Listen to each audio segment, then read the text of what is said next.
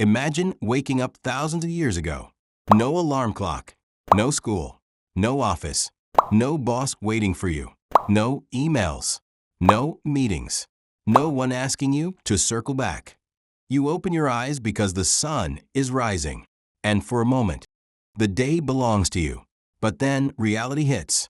Is the fire still burning? Is there food left? Is the weather safe? Are the children okay? Are there predators nearby? So yes, ancient humans didn't have jobs. But that does not mean they had nothing to do. Their boss was not a manager. Their boss was hunger, weather, injury, darkness, and the very real possibility of becoming something else's lunch. For most of human history, there were no salaries, no resumes, no promotions, and no career ladders. But there was work, just not the kind we recognize today. Today, a morning routine might mean coffee, phone, shower, and work. For ancient humans, the morning probably started with one basic question. Did we make it through the night?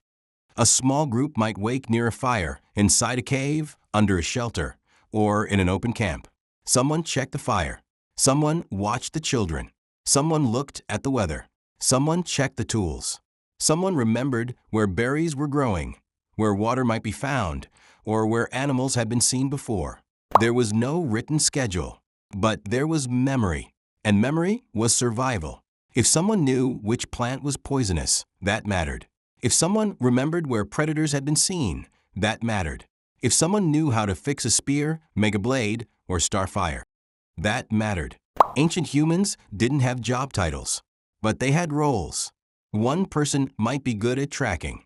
One person might be good at making tools.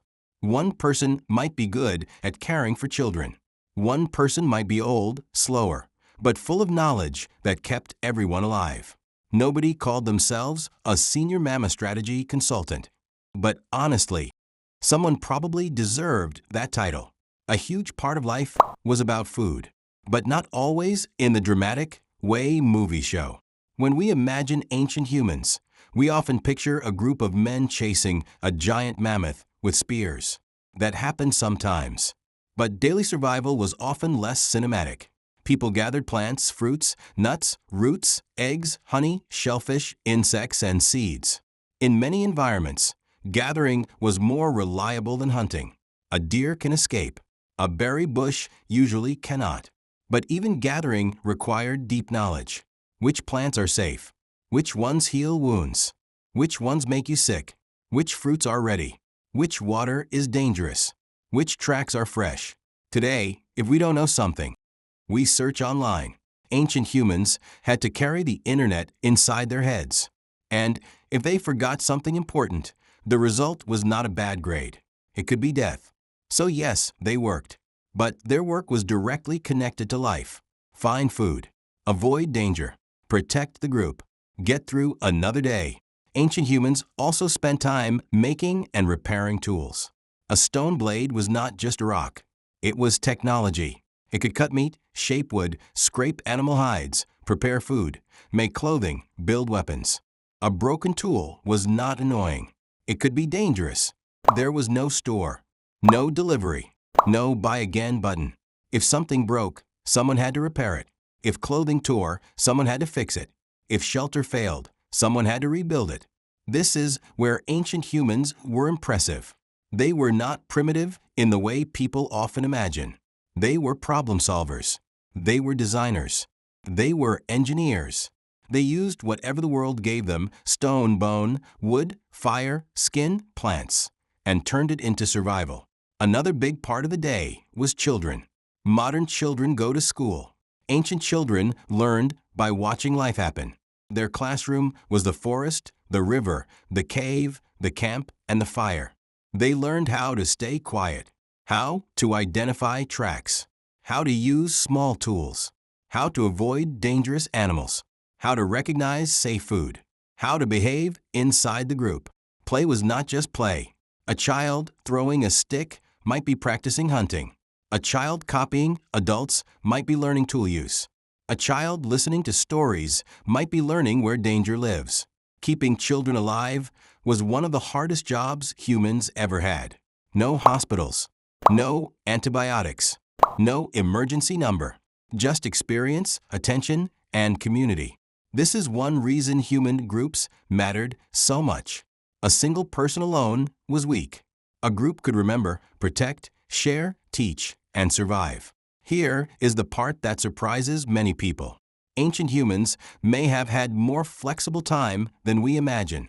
Some studies of modern hunter-gatherer groups suggest that getting food did not always take every hour of every day. But this does not mean life was easy. A slow day could become dangerous quickly. A storm could arrive. A child could get sick. A predator could appear. A hunt could fail. A dry season could change everything. So ancient humans had time. But their time was never fully safe. Still, when food was found, tools were repaired, and the group was secure, people could rest. They talked. They laughed. They groomed each other. They played with children. They made decorations. They watched the fire. They told stories. And this was not wasted time. For humans, relationships were survival. If your group trusted you, they shared food with you. If your group valued you, they protected you. If your group remembered you, you were not alone. Social time was not laziness. It was the glue that held human life together. One of the most powerful pieces of evidence is art. Ancient humans painted animals on cave walls. They carved objects. They made beads and jewelry. They created music from bones. These things were not required to fill the stomach. A necklace does not stop a predator. A painting does not cook meat. A flute does not build shelter. So why make them? Because humans were never just survival machines. Even in dangerous worlds, we wanted beauty. We wanted meaning. We wanted stories. We wanted to say, I was here. That may be one of the oldest human feelings. Long before offices, cities, and money, people were already creating. Not because someone paid them, but because being human means making meaning out of life. At night, fire changed everything. Fire gave warmth. It scared away some animals. It made food easier to eat. But it also created something else, a place to gather.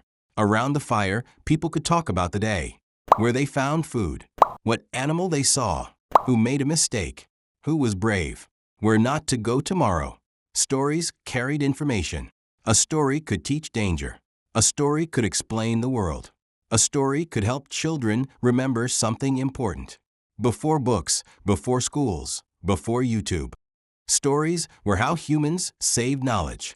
The first content creators were probably sitting beside fires. No camera, no microphone, no algorithm. Just a voice, a memory, and people listening in the dark. For thousands and thousands of years, humans lived by hunting, gathering, sharing, moving, making, repairing, and remembering. Then agriculture changed the game. Farming allowed humans to produce more food in one place. More food meant more people. More people meant larger villages. Larger villages meant storage, ownership, rules, leaders, guards, workers. And eventually, jobs. But farming also meant more repetitive labor. Planting, weeding, harvesting, grinding grain, defending land. Humans gained food security, but they lost flexibility. Over time, work became separated from life. Instead of working directly to survive, people work for systems, for landowners, for kings, for companies, for money, and eventually, we arrived here.